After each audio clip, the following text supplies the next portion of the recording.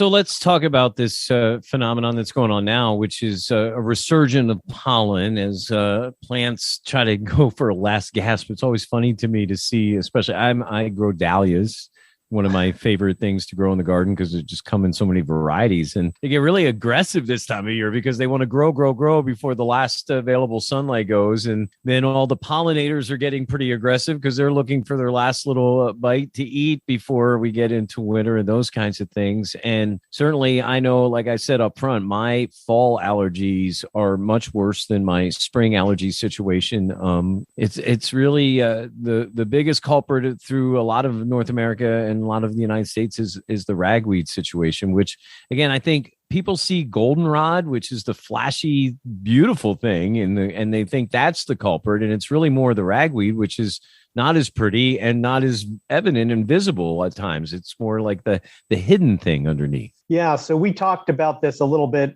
We started with the spring allergies last time I was on your show. In the spring, it's tree pollen, some grasses, and then flowers. But in the fall, it really is, as you said, ragweed. That's a major pollen allergen. It blooms kind of in the late summer and fall. And one of the reasons why allergy seasons are so more intense is because the growing seasons are longer. So the first frost will generally kill off the ragweed so they won't pollinate.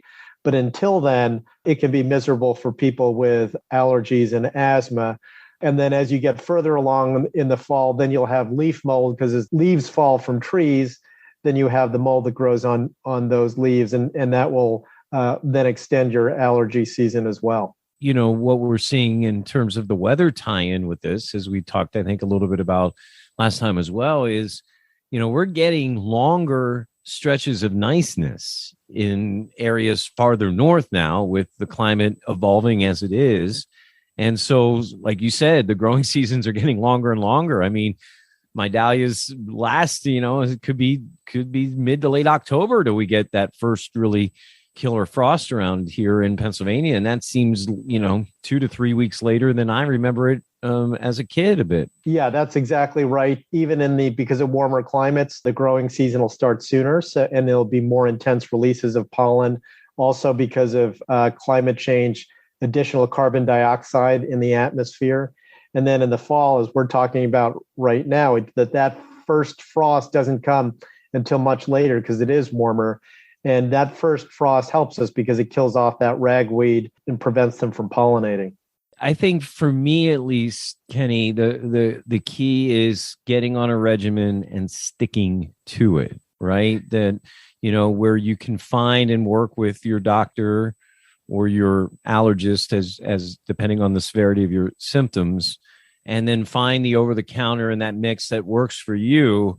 But you got to keep on it. I know when I, forget a day or so, and all of a sudden, the next day I can feel it. Oh, I forgot, and I think that's the big key that people, when they find the right regimen and stuff that they need to stick to it. Yeah, absolutely. And meeting and visiting with your doctor is really important. Ideally, you would have started your allergy treatment in the summer to prepare for this mid-September burst of ragweed. But you do want to meet with your doctor. He'll prescribe to you whatever you need in terms of over-the-counter medications, or maybe consider allergy shots.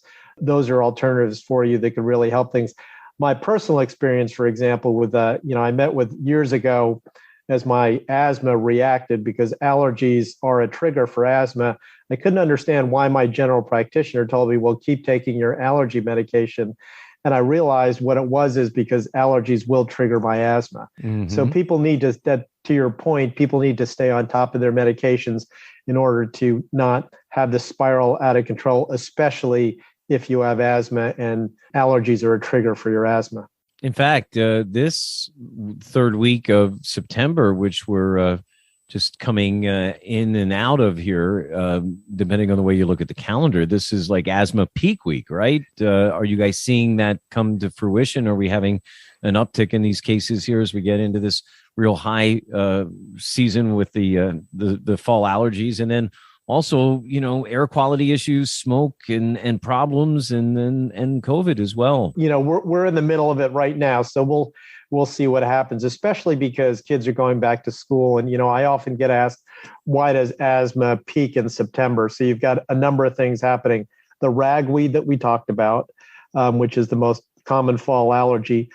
Mold counts go up because of the leaves outside. And then children are back to school. And once they go back to school, they're exposed to respiratory illnesses. And then you have flu starting as well. So those three things can all be triggers if you have asthma. And 25% of the childhood asthma hospitalizations, the statistics show, happen in September. And not only childhood, but others. So it first starts with young kids, and then it starts to evolve to, older adults. That's what the science reports. And that's why we call this peak week in September and try and get everyone to brace for it.